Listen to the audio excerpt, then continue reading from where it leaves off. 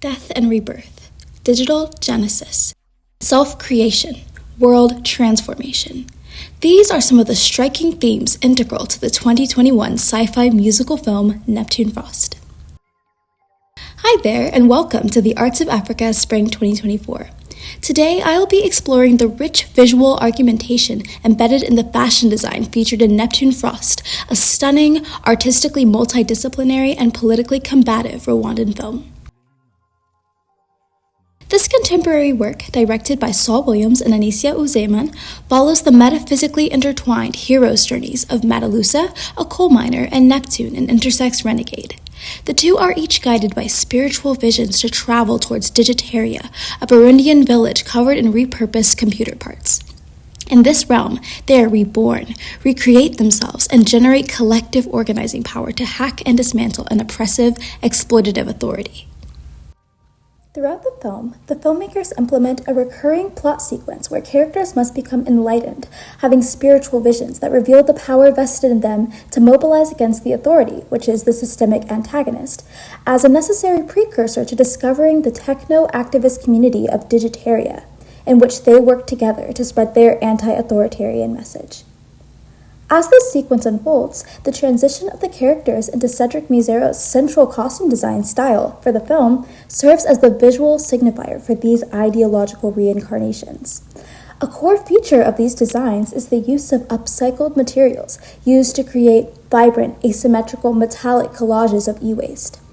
Mizero intentionally stylizes these designs to make it appear as if the film's characters assembled their own fashion's DIY style, using found objects around them. He incorporates discarded pieces of the contemporary landscape, such as old wheels, wires, chips, and motherboards, to produce alternatively inventive designs, subverting the hegemonic idea of high-tech futurist design, which often requires the expensive and environmentally wasteful production of new metal parts. It's impossible for even the most casual or inattentive viewer to overlook the artistry of costuming in Neptune Frost. Because the designs are so otherworldly, they stand out as their own cinematic force and make the audience wonder what role they play in the story. Mizero's creative direction goes hand in hand with Neptune Frost's plot. Burundian laborers who mine coltan, the mineral which powers many globally distributed electronics, become artists within their own trade by using the electricity of these minerals they've been forced to harvest in order to power their own digital movement against the exploitative tech corporations. The upcycling of coltan pieces and other e-waste advances a broader ongoing political argument in the film for communities to utilize the wealth of knowledge and resources indigenous to them in order to reclaim rightful power and authority back from the state. Incorporating e-waste in their upcycled fashion connects their craft to the digital realm. Digital expression as a mode of political resistance is a testament to the ripe decolonial possibilities of this contemporary age. This is a digital genesis, where people are capable of liberating their communities from societal corruption by inputting anti-authoritarian resources into the online database for all to access and reshare. Because of the internet, political mobilization reaches far more people in far less time than ever.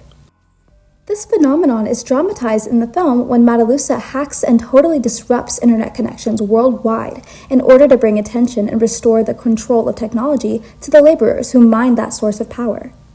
To symbolize this action aesthetically, Mizero has adorned Matalusa and the Digitaria community with varying stylish arrangements from the few lingering electronic resources which tech corporations fail to economically gatekeep from them.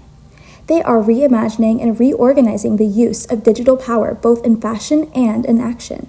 This renders their practice of upcycling e-waste as a political statement of its own, empowered by technological advancement.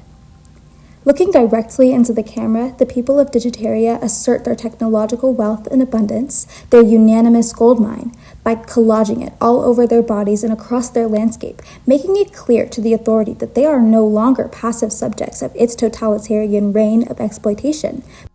They have now woken up and transformed themselves into electrified members of an oppositional force, armor-clad with techno-treasures.